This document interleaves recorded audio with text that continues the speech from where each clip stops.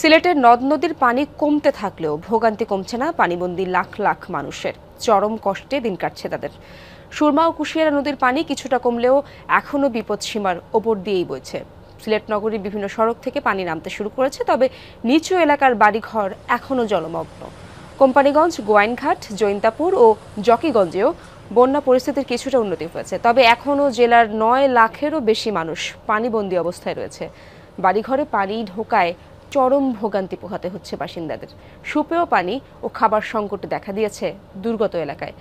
৪০০ আশ্রয় কেন্দ্রে মানবেতর দিন কাটছে ২০,০০০-এরও বেশি মানুষের। এদিকে সুনামগঞ্জে বন্যা পরিস্থিতির উন্নতি হয়েছে। গতকাল থেকে বৃষ্টিপাত না থাকায় কমতে শুরু করেছে নদ নদী ও হাওরের পানি। গত ২৪ ঘন্টায় সুরমার পানি ২০ সেন্টিমিটার কমে বিপদসীমার ৬ সেন্টিমিটার উপর দিয়ে প্রবাহিত হচ্ছে। এতে শহরের অধিকাংশ সড়ক ও বাসাবাড়ি থেকে নেমে গেছে বন্যার পানি, তবে এখনও প্লাবিত আছে শহর ও গ্রামের নিম্নাঞ্চলের ঘরবাড়ি, রাস্তাঘাট। আগামী ২৪ ঘন্টা সুনামগঞ্জের বন্যা পরিস্থিতি উন্নতির পূর্বাভাস দিয়েছে পাউবো।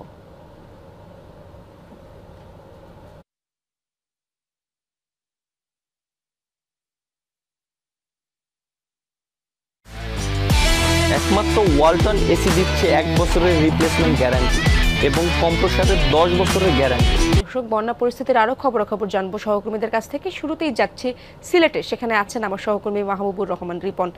রিপন, সার্বিক বন্যা পরিস্থিতি সম্পর্কে একটু বিস্তারিত তথ্য জানাবেন এবং দুর্গত এলাকায় ত্রাণ সহায়তার বিষয়ে সবশেষ কি তথ্য আছে, ত্রাণ কি পৌঁছেছে কিনা, প্রশাসন কি বলছে? ইশরাত, যদি বলি যে এই মুহূর্তে আসলে পানি যে হারে নামছে, মানে যেটা প্রত্যাশা করা হচ্ছে তার চেয়ে কম পরিমাণ পানি কিন্তু নামছে, মানে ধীরগতি বলা চলে। তবে বেশ উন্নতি হয়েছে, যদিও এখন পর্যন্ত আশ্রয় কেন্দ্রগুলো ছেড়ে যাওয়া শুরু করেনি মানুষ। যাদের ঘরে পানি ছিল তাদেরও ঘর থেকে হয়তো নেমেছে, কিন্তু সেই ঘর মেরামত না করে সেখানে তো লোকজন বসবাস করতে পারবে না। সেই অবস্থা আসলে উন্নতি হতে আরও ২-১ দিন সময় লাগবে। কয়েকদিনের মধ্যে আজই প্রথমে সূর্যের দেখা মিলল সিলেটে, এবং রৌদ্রোজ্জ্বল দিন থাকলেই আসলে শুকনো অবস্থা তৈরি হবে বাসাবাড়িগুলোতে। সেগুলো মেরামত করেই মূলত আশ্রয়কেন্দ্র থেকে লোকজন তাদের বাড়ি ফিরতে পারবেন। কিন্তু যাদের বাড়িঘর ভেঙে গেছে সেগুলো আসলে মেরামত করার সবারই যে সক্ষমতা আছে তেমন নয়। সরকারের পক্ষ থেকে সেই কাজগুলো করতে হবে, বাড়িঘর খুঁজে যাদের ভেঙে গেছে সেগুলো তৈরি করার পর্যন্ত কিন্তু অনেকেই আশ্রয় কেন্দ্রেই থাকতে হবে। ত্রাণের কথা বলছিলেন, ত্রাণ কিন্তু বিতরণ সব উপজেলায় সমানভাবে হচ্ছে না। এই কানাইঘাট উপজেলায় গতকাল পর্যন্ত ৪৬ মেট্রিক টন চাল বরাদ্দ ছিল, সেটা বিতরণ হয়েছে। বিতরণের একটি তালিকা আমরা দেখেছি। এখানে এখনও ইউনিয়ন পরিষদগুলোতে মজুদ রয়েছে ত্রাণ, যারাই আসছেন তারাই পাচ্ছেন, এরকম তথ্য আমরা পাচ্ছি। তবে অন্যান্য যে সকল উপজেলা রয়েছে, বিশেষ করে কোম্পানিগঞ্জ উপজেলায়, সেখানে কিন্তু পর্যাপ্ত ত্রাণের অভাব রয়েছে। ইশরাত, রিপন, ধন্যবাদ আপনাকে। দর্শক, এবার আমরা সুনামগঞ্জ যেতে চাই। আমার সহকর্মী যুক্ত আছেন ফয়সাল মাহমুদ আমার সাথে। ফয়সাল, সুনামগঞ্জের আশ্রয় কেন্দ্রগুলোর কি অবস্থায় এবং দুর্গতরা কি ঠিকমতো ত্রাণ সহায়তা পাচ্ছেন কিনা, কি তথ্য আছে আপনার কাছে?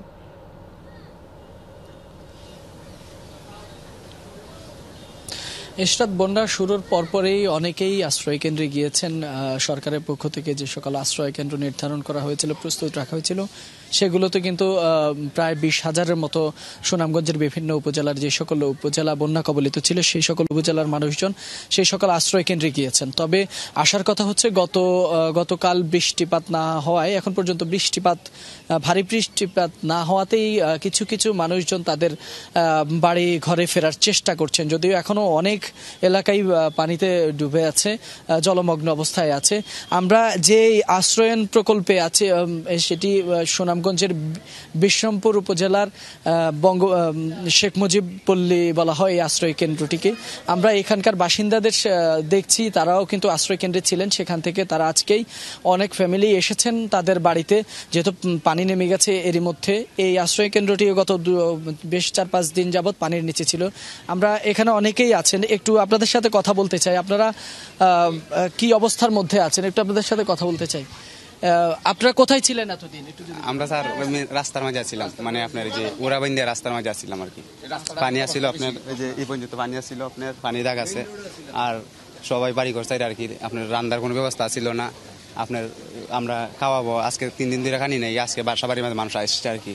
আর সেই দিকে আরো পানির এখনো রাস্তার মাঝে কমর পানি। আর আপনার মনে করেন এই যে আমরা চেয়ারম্যান আছে, ইউপি চেয়ারম্যান বা উপজেলা চেয়ারম্যান, নির্বাচিত চেয়ারম্যান হয়েছে। আপনারা কোনো সাহায্য সহযোগিতা পেয়েছেন কি? জি না স্যার, আমরা এখন পর্যন্ত কোনো সাহায্য সহযোগিতা পাই নাই। মানে আমাদের চেয়ারম্যান মেম্বারও দেয় নাই বা উপজেলা চেয়ারম্যানও দেয় নাই। যে ইশরাত, যেমনটি শুনছেন আসলে সাধারণ মানুষ বলছেন যে তারা এতদিন যাবৎ তারা আশ্রয় কেন্দ্রেই ছিলেন, গতকাল আজকেই তারা বাড়িতে ফিরেছেন। তাদের যে বাড়িটি সরকারের পক্ষ থেকে দেওয়া হয়েছিল, এই পুরো প্রকল্পটি আপনি যদি দেখেন পুরো রাস্তায় পানি, এটি পুরোটাই কোমর পানির নিচেই ডুবেছিল। যদি আজকেই তারা এসেছেন, অনেকেই নতুন করে আবার তাদের জীবন শুরুর চেষ্টা করছেন। ইশরাত, ফয়সাল, ধন্যবাদ আপনাকে।